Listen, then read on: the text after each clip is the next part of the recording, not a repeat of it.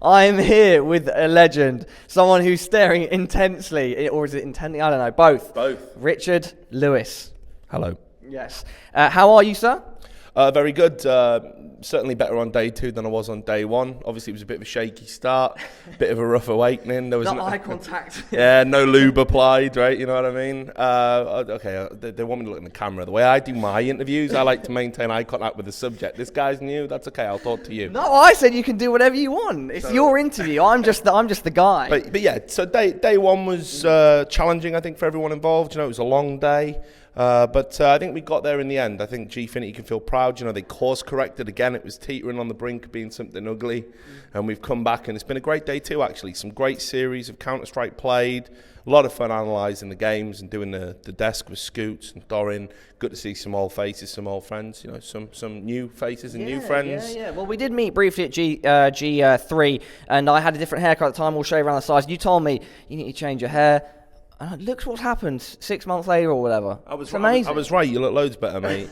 you looked a bit of a mess before. You can't remember you were drunk, Richard. Mate, well, you know, obviously after that tournament, I think everybody at Gfinity was. You know, that was a tough one. That was again a harsh introduction to the brutal world of esports. But you know, I think it's really good. It's good to see Gfinity sort of bounce back from that.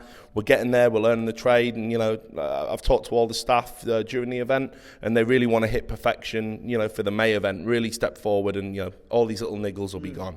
All right, so Richard, or Lou, that's the kind of nickname I've come up with, Richard Lewis. But I think he's got a cool ring to it, no? No, I don't like it. It's like if it works for our Pats because he's a sex symbol. I'm the opposite end of the spectrum, so I don't like it. So. All right, we're getting rid of it. But you know what? You are a symbol for something that I've hinted to during our conversations that I think it's about time we covered. You recently uncovered a big betting scandal to do with certain ex-NA teams, some NA players who are now unable to play. We're going to talk about that and stuff. And to do with betting skins, throwing skins, let's talk about, maybe you can just go from the start, give a bit of a history, as opposed to me explaining it, because I'm sure the audience want to hear you. Right, well, yeah, basically, so what it was, if you haven't read it already, and I'm sure you guys probably have, if you follow Counter-Strike, there was a team in North America in a small league called SIVO, and what they did was they kind of conspired to ultimately lose a game against a team that they had a existing relationship with, without that team's knowledge.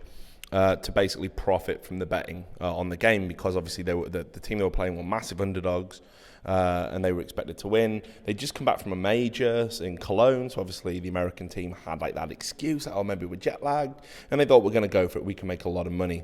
This is betting, I'm sure most people are aware, but these are betting skins, so a website called CSGO Lounge where you can bet your items in game. So it's not real money, so to speak. Again, that's a different debate, but yeah, just so you're aware. Yeah, so it wasn't cash betting, but it was skins, as you say, which have an equivalent cash value. Indeed. And ultimately, all things told, the team that conspired on the throw made a grand total of, there was somewhere estimates between $10,000 that we know of, possibly upwards of $15,000 based on all the accounts that sort of had insider knowledge that the fix was in.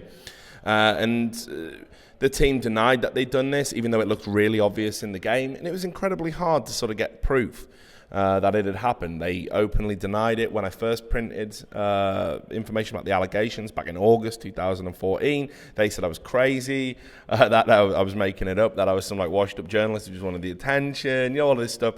And they had all of their friends help them with a PR offensive. I'm thinking like streamers like Summit, who, again, have huge reach in the industry.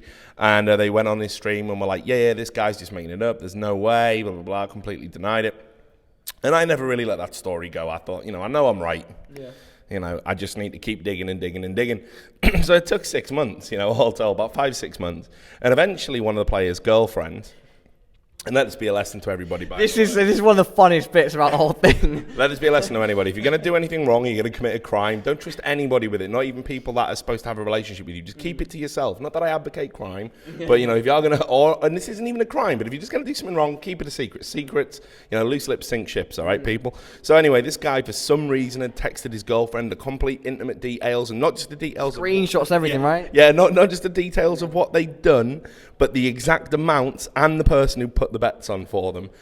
And they split up. she, for whatever reason, got upset at them having this like prominent place. This is the number 1 NA team, and this guy was like an agent, a representative of that. He played on a lesser team, but basically he sent it across.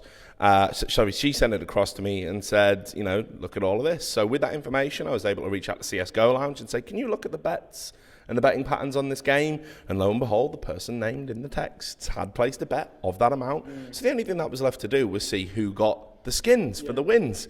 Valve did that, and boom, there you go. It's probably if I do say so myself, biggest story in Counter-Strike for a long, long time. And Valve obviously dropped the ban hammer and said those players are banned indefinitely. Yeah.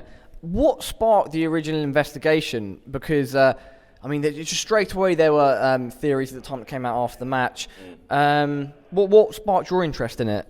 So straight away, there was something off with the game. And there's been a culture in NA in particular where the scene's quite incestuous and the people at the top all know each other. They really control, there wasn't a lot of revenue streams back then. People need to contextualize. Even though we're only talking last year, CS was a very different entity back then. The top teams in NA didn't even have salaries.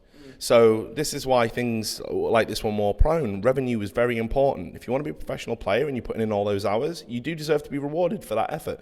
But without any legitimate channels to get the money, how do you get the money? You have to do other things. So there's been this culture for a long time. Every time there was a game, people were saying, is there going to be a throw? Is there going to be a throw? People would ask me if I knew. People would ask top players. Top players would come to me and go, I've heard there's going to be a throw. Yeah. So I always knew in NA it was a scene that was reliable to have that kind of thing happen. And then when this happened, it was just so obvious from watching the game. Players were going for ridiculous, like trying to, wait for the planets to align to get double shots and laughing when it didn't work. And it was just so absurdly obvious. And that anyone who watched that game must have known that they either didn't care about winning, which, made no sense, or that there was something more at play. So straight away, that was the evidence. And then I got sent a screenshot of a conversation from a player that kind of knew these guys, and he said, actually, that's going to be a fix. And I got told not to bet not to bet for them in that game. And for some reason, his mate just happened to be a journalist. And he felt, well, I can't go public with it because I'm not as well known as, Richard Lewis over here. I'll give it to him. He can do the rest and the legwork. But again, without him, I probably don't pay as much attention. Those two parts of substantiating evidence were like the first two pieces in a very, complicated jigsaw. Yeah. Would you say overall in the CS scene that throwing is a bit of an epidemic, or would you say it happens more regularly than people think? I don't know, just general thoughts on throwing. Is it still, some people that might not even know, would you say it still happens? I don't know. What's your opinion on it? It definitely did happen a lot more. And the thing is, if we wanted to keep going back retroactively and looking at betting history and some of the games that were played, we'd probably find more examples, and we'd probably find some surprising examples. But obviously people are less interested in that. We've had our big bust. People know that you will get caught. It's really if you make it really obvious, you're going to get found out. Yeah. And Valve have put very clear, and I think it's harsh but fair. They put a very clear line in the sand that this is what is going to happen. If you get caught, that's it. Your career is effectively dead. Organizations aren't going to want to pick you up if you're tainted in that way. Brands aren't going to want to touch you. It's going to be very hard for you moving forward. So they, I don't think it goes on. The cost is absolutely too high, especially as lucrative as the CS is getting, right? CS is getting right now, exactly. Yeah. All right. Well, there we did it. We've done it. Something that I wanted to talk to you about. Skingate. Word phrase for it that I've made up. But the betting scandal. Hopefully now the audience have some interesting things to talk about from the man himself. We've had it from the guy that uncovered it. So, Richard, any final words? Want to put your Twitter or your YouTube or stuff like that? Yeah, I always hate doing all those corporate plugs. I think if people want to find me, they will. But yeah, you can find me on Twitter. It's R Lewis Reports. I do have a YouTube channel. I think that's R Lewis Reports as well. And how do we know now that it's the real Twitter account of Richard Lewis? Yeah, I did get verified. I got verified blue tick. I got verified. I think off the back of that story. It was kind of weird. It was like you go to bed one day, you haven't got a blue tick, then you wake up and you have. I'm not quite sure what the exact science is. But yeah, so track me down if you're interested in. I do investigative pieces. I do editorials. I do video content. I've got several shows that kind of are an esports, news digest. I'm going to be moving into Counter-Strike. I'm going to have a specific Counter-Strike show coming very soon. Hopefully we're going to get Thorin involved. That would be explosive stuff. So yeah, thanks for all the support from the CS community. It means a lot, and obviously thanks to you guys at Gfinity. Appreciate it. Thanks for your time, Richard. Hope you've all enjoyed the interview, and we will see you next time. Peace. Oh yeah, peace.